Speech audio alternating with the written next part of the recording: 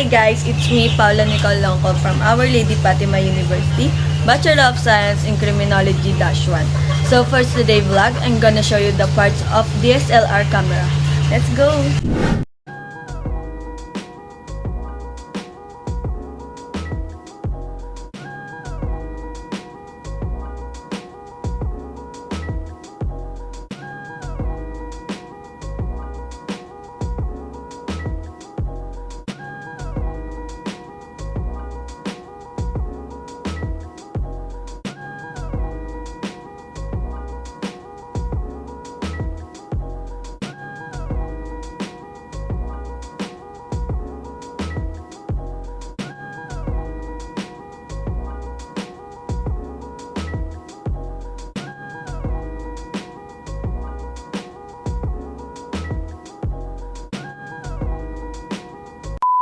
So, ito yung front ng DSL camera.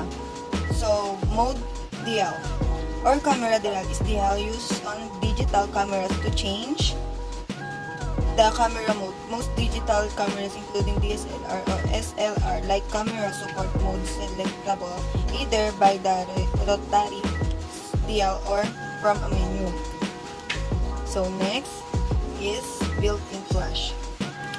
Built-in flash release on the camera battery for power. That means you don't have to buy extra batteries of a different type than new camera.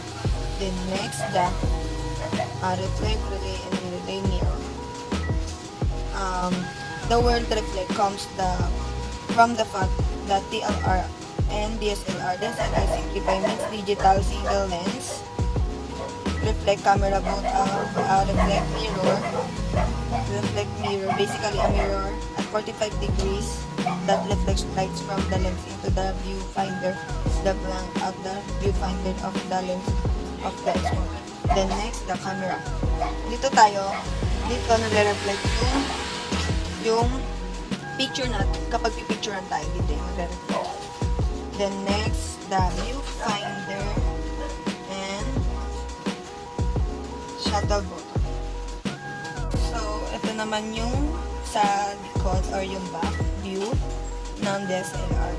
So, sa shutter level, in a photography device through which the lens aperture of the camera is opened to admit light and to expose the film or the electronic image sensor of the digital camera. The next one is viewfinder. The viewfinder is a device on the camera for showing the area of the subject to be included in the picture. Next is the AE/L and AEF-L button. Focus and the or exposure can also be locked using the AEL/AFL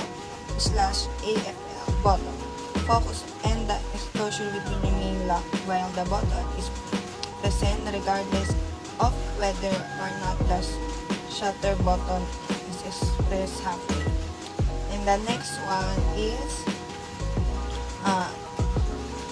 AF on button. On all modern digital cameras, the AF on button stands for autofocus. On it is used the engaging all through autofocus and metering all through the fraction can be reprogramming from some other purpose on more advanced digital camera. And the next one is the command dial.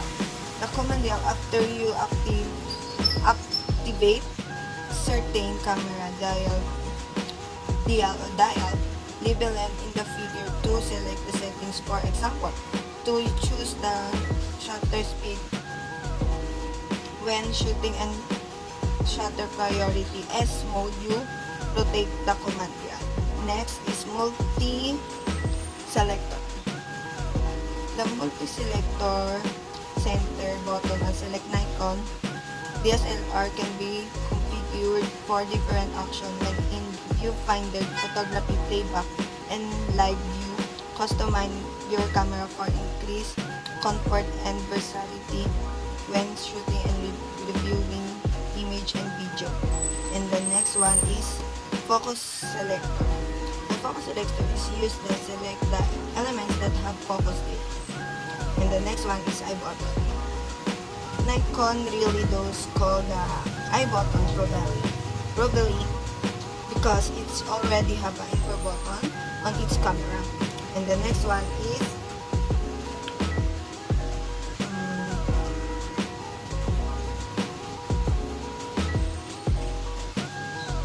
view button, yung view button. So, ito yung dito mo makikita kung makikita yung na-picture mo. Then, yung delete kung ayaw, dito mo pipindutin kung ayaw mo yung pinicture side. Ito yung menu, yung lock, yung zoom kung gusto mo malapit.